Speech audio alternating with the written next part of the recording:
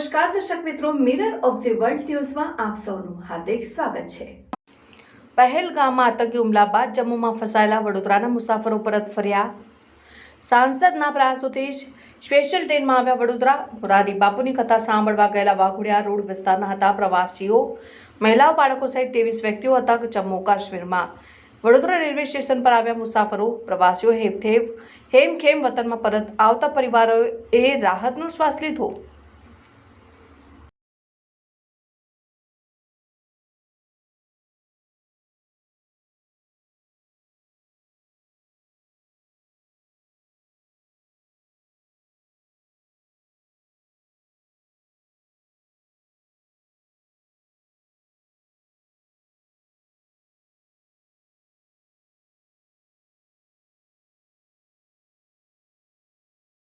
બસ એટલું જ કહીશ કે ભગવાનનો ખૂબ ખૂબ આભાર માનીએ છીએ કે અમે આ રીતે સુરક્ષિત પાછા આવી ગયા।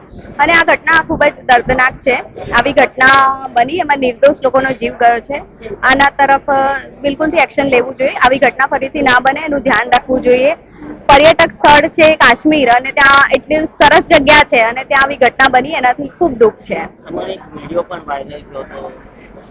એ વિડીયો કોણે વાયરલ કર્યો છે એનું મને સહેજ પણ ખ્યાલ નથી અને કોને મોકલ્યો હતો એ પણ મને ખ્યાલ નથી। એકચ્યુઅલી તો હું ખુદ પણ એક જર્નાલિસ્ટ છું અને મેં ખુદ પણ ત્યાં લાલ ચોક જઈને લાઈવ કર્યું હતું, રિપોર્ટિંગ કર્યું હતું, એટલે એવો વિડીયો કોણે વાયરલ કર્યો છે એ મને ખબર નથી।